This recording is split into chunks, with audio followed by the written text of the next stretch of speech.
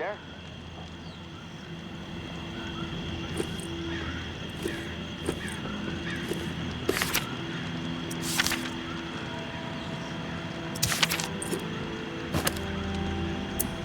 Yeah. What is it? Something's really been bugging me. I'm wondering if you could dig up some answers. I'm game. I need some information on what happened to the people who were in the reserve with me. The other members of my squad. When the water pressure was getting too much, it started to lock down. We analyzed the systems and we were able to get the issue. They went off to fix it and left me behind in the reserve. But then the whole place locked down, trapping me inside. I tried to reach them by radio, but it bots. Where did they need to go to fix the problem? Near Rampart High School. Honestly, what happened to my friend Kenneth is what concerns me the most. We were close. The other three, we didn't part on the best terms. We didn't see eye to eye. Tell me about your friend Kenneth. He was like a big brother to me. Stood up for me out of their fucking minds. What's the point you're trying to make? They made a fucked up decision, okay? Kenneth and I were not... Let's leave it at that. I'm not in the mood to get in. If you wander over to Rampart High, maybe you can up. The gym is probably the best place to start. There was a disaster relief camp there that they were going to search. Find out if Kenneth made it. That's all I'm asking. Maybe it'll help me sleep better. Maybe not. I'll keep my ears peeled for what we need in the meantime.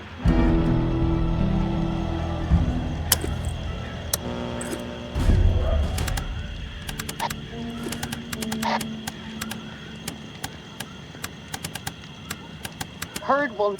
Suspending the herd. Via Corolla. Food stockpile discovered. Via Corolla. Herd on pause. Bywater.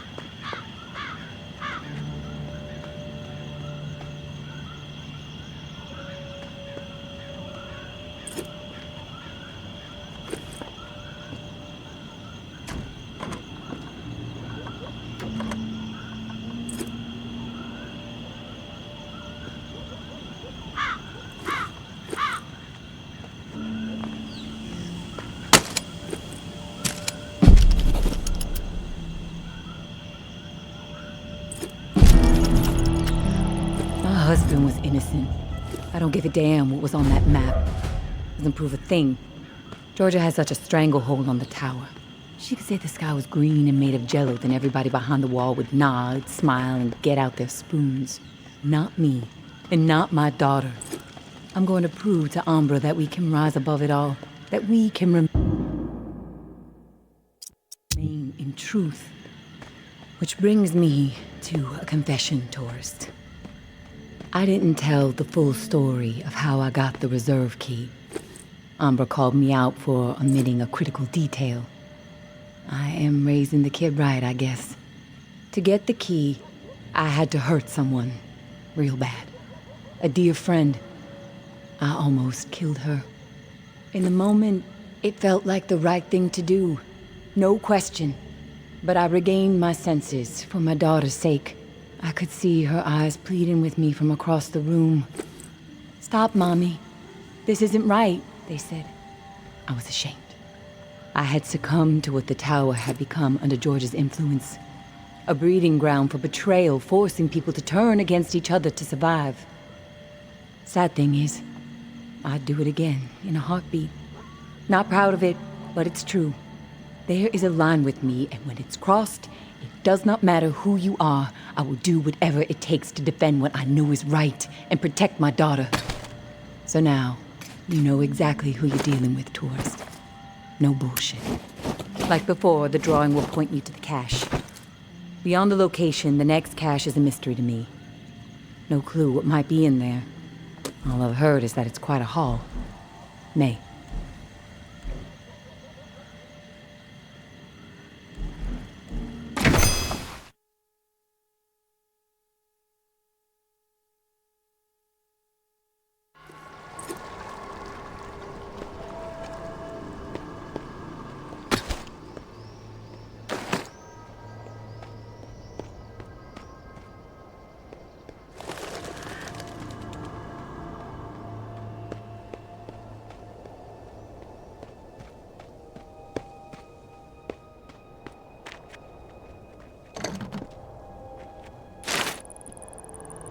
Our enemies are weak.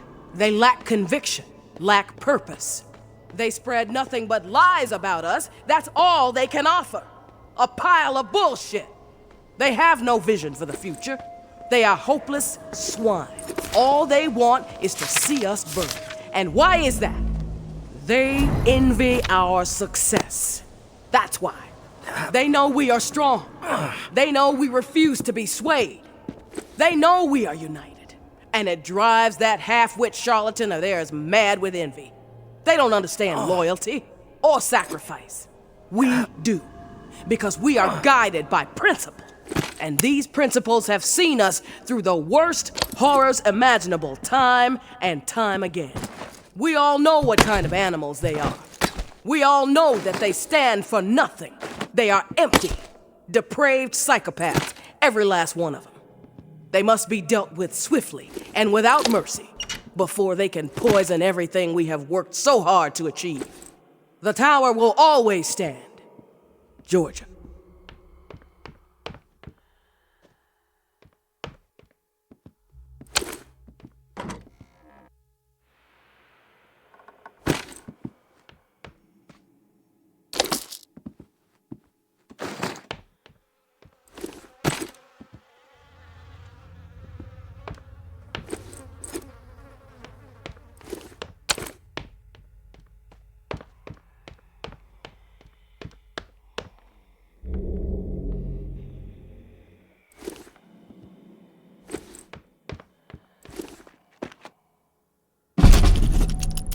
Casey with the goddamn whining. I'm about to put my fist through his teeth. We did what we had to do. Live with it. End the story. How the fuck that beanpole made it through basic is beyond me. Soft as a melted fucking marshmallow. Different story with Kenny. I respect the guy, but that doesn't mean he gets a pass. The questioning has to stop. We had to protect what was rightfully ours. This bunker is our home. The supplies are our lifeline. If we did not defend it, we'd have all been dead within 2 weeks. Now we can last months, maybe longer.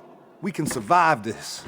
A brutal decision was made, but we have to fucking stand by it, unified. If Kenny and Casey don't fall in line soon, I'll have no problem marching them out of the bunker door with a gun to the back of their heads.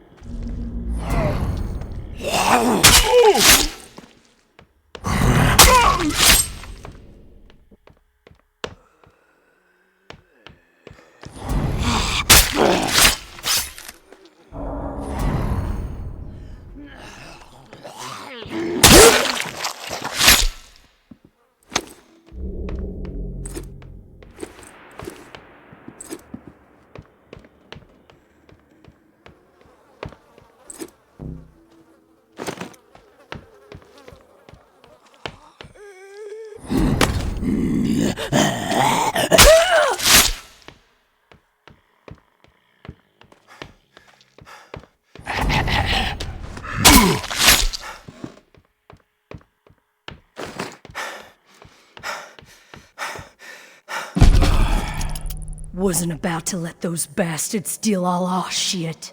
It's dog eat fucking dog now, and I'm the mama pit bull. Foster and Trin understand what's up when you go through something like that together. Something that ugly but necessary. You develop a bond to the group, no doubt. The other two, fuck them. They don't get it. Casey acting like he's innocent. Bunch of bullshit. And Kenny with his moral high horse routine, not gonna put up with it much longer. I'm watching. They so much as blow a fucking fart in my direction, I'll put their asses down. Zero hesitation. Only the ruthless will survive this shit.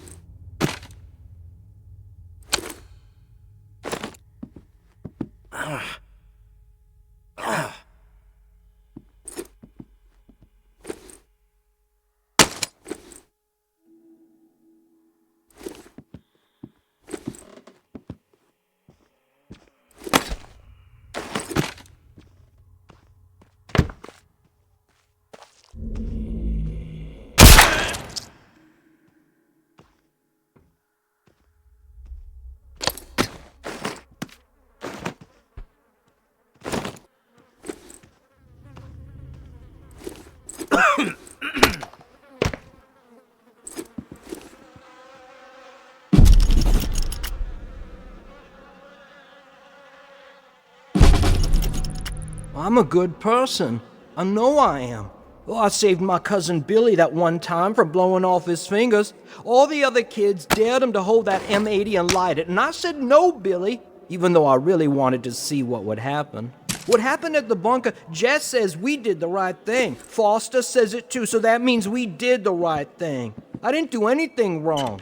Us or them, and we chose us. I'd do it again, probably. So that means it was right, right? When you can look back on something and know that you would do it the same way all over again, that's deja vu, I think. Something happens and you say, you know, that's the way I'd do it a second time. Deja vu. That's how I know I did the right thing.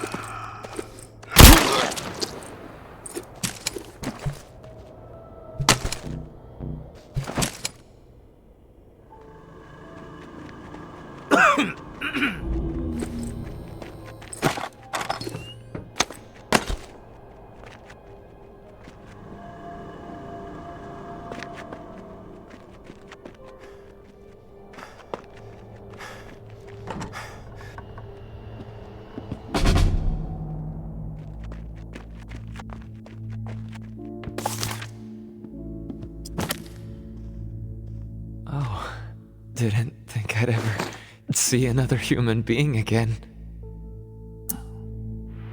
Is your name Kenneth? Yeah.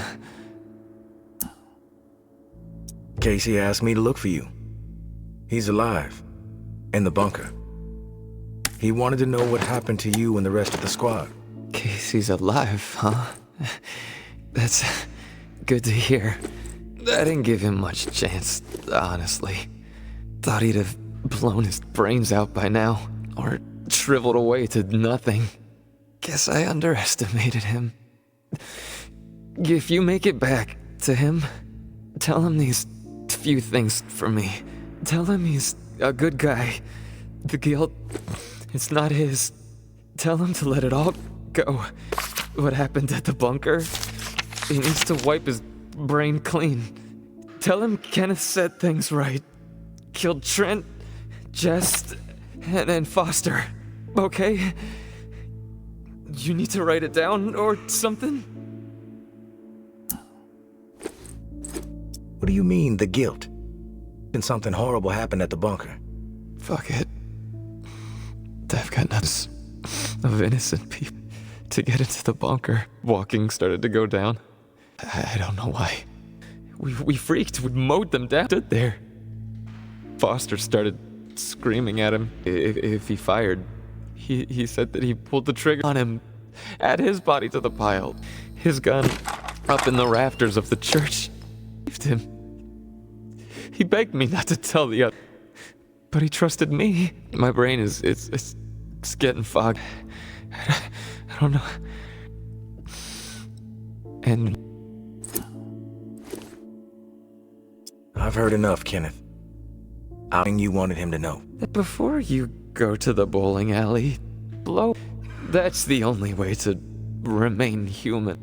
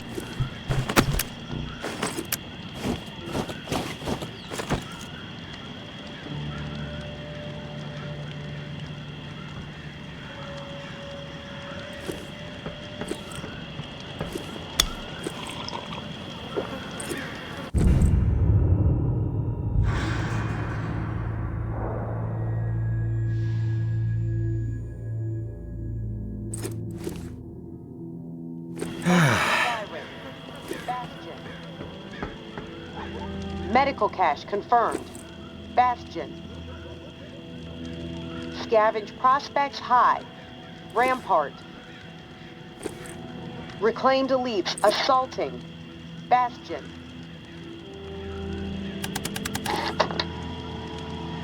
We cannot be afraid to ignite our passions, even in the midst of the nightmare.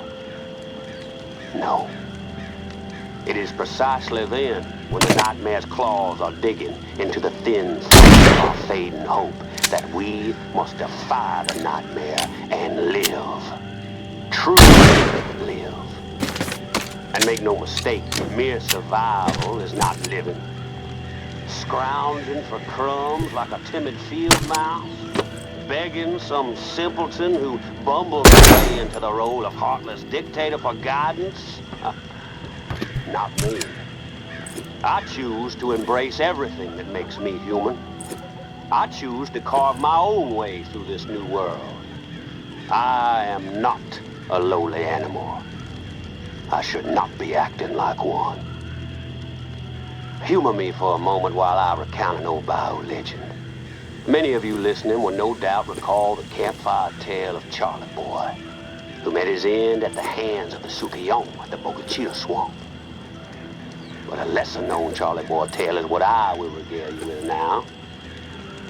As a youth, Charlie Boy was not one to adhere to rules. In fact, you could say the young lad was a bit of a miscreant. Thieving, vandalizing, terrorizing. Mischief was in his blood. And mischief is what made the man.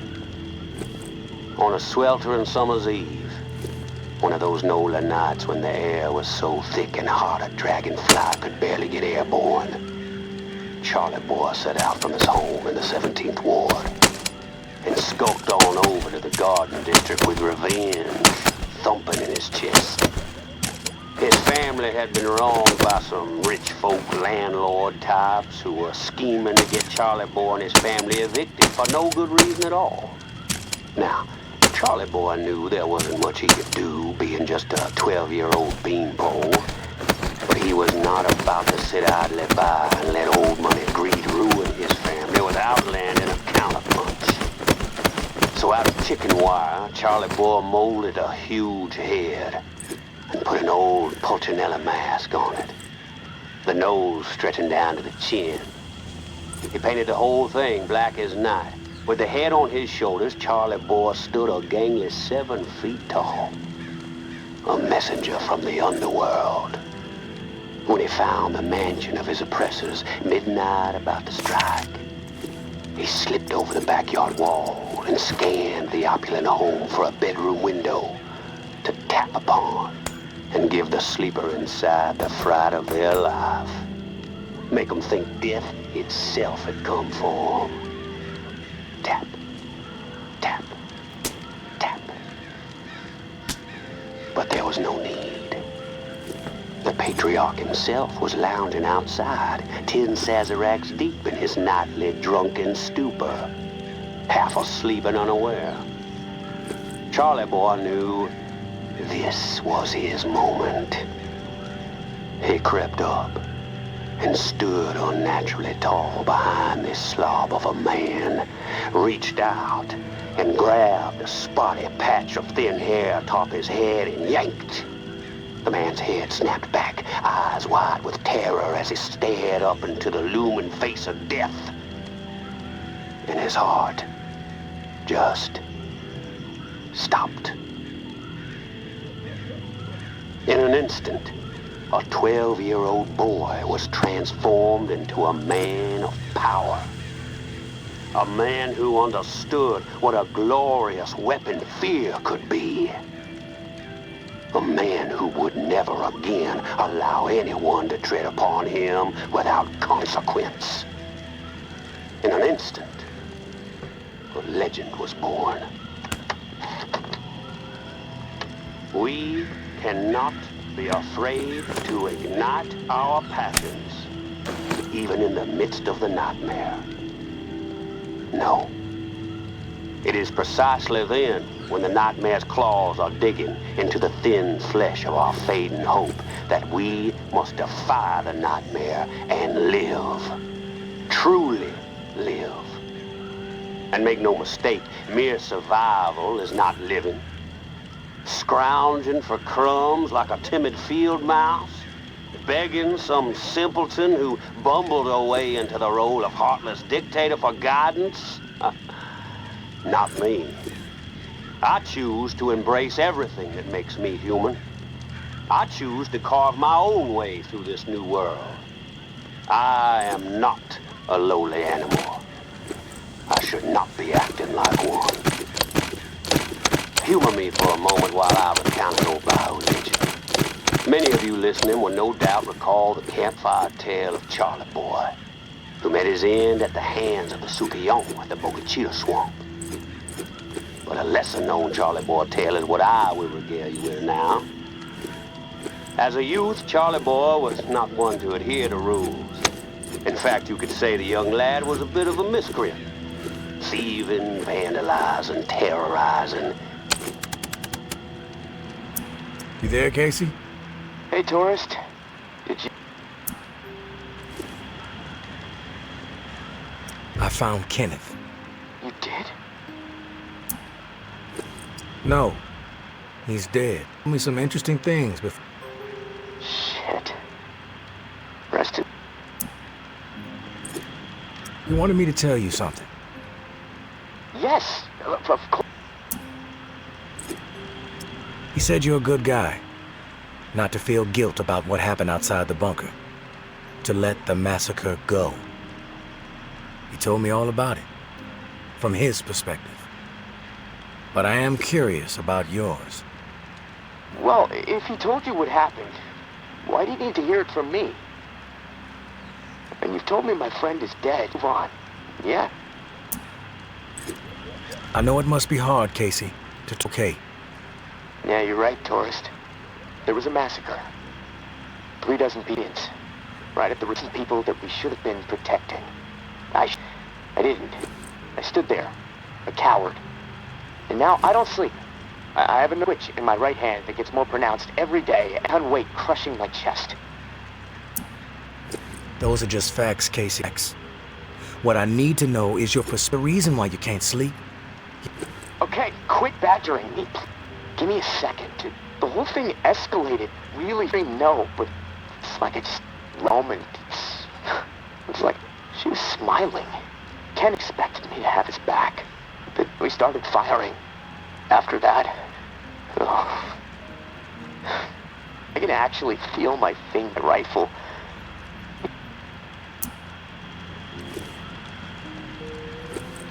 Across? Yeah. It's fun. Everything around it is hate. From my church, bad no sense. Fearing. You mentioned a hat. There was this old man. He had on this bright blue fishing hat, bit right off in this spray of blood, and it's the exact same. And the bullets, for a second, dripping. And then it flies. The image, I keep thinking. Best to assume the worst. That's exactly right, Tor. Listen to me, Casey. Bunker. It's not your... You need to find... Yeah, I know. I can... I charge $300. Don't think you can afford that on that. Look, tourist, this little chat, fuck out. I'm getting electrocuted next time I use this. Doubtful I'm getting out of here. That has everyone riled up. This is all a wake off.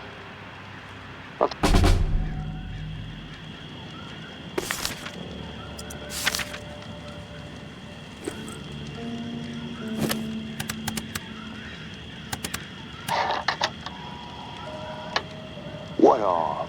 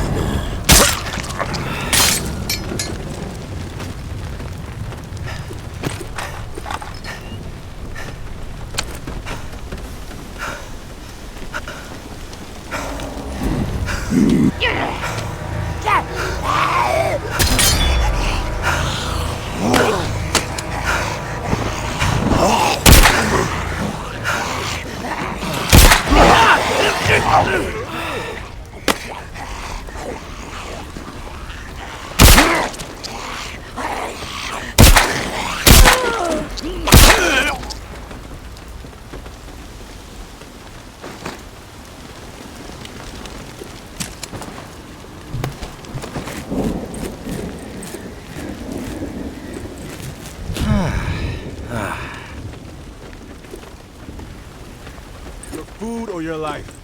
Seems like a pretty easy choice to make.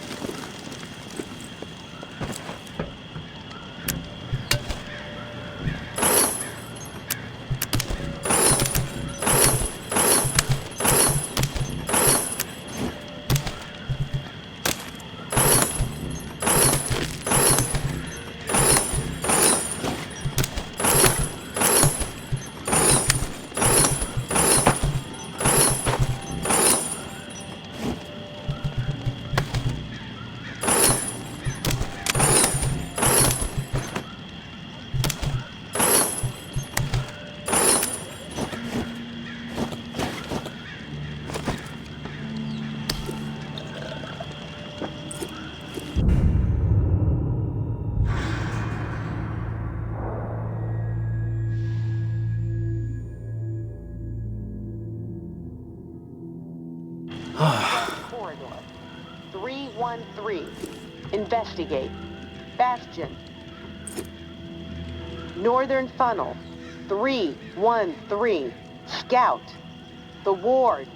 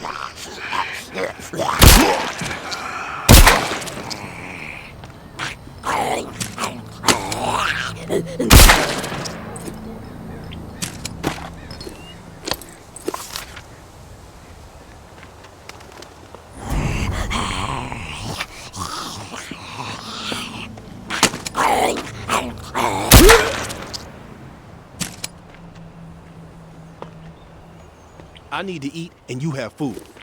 You willing to die to keep it?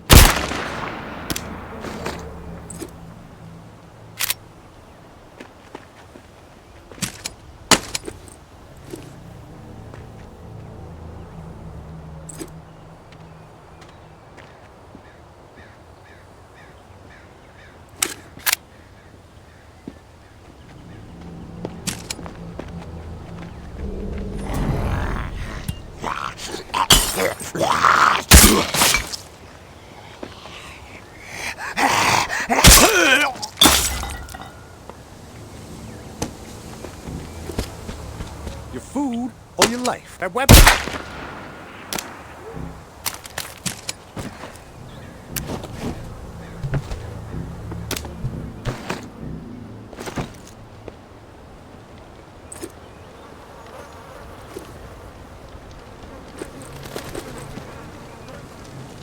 Howard ruined me. My family is desperately hungry. Anything you can give, I'd appreciate it. Thank you so much. You just saved us. This is for you.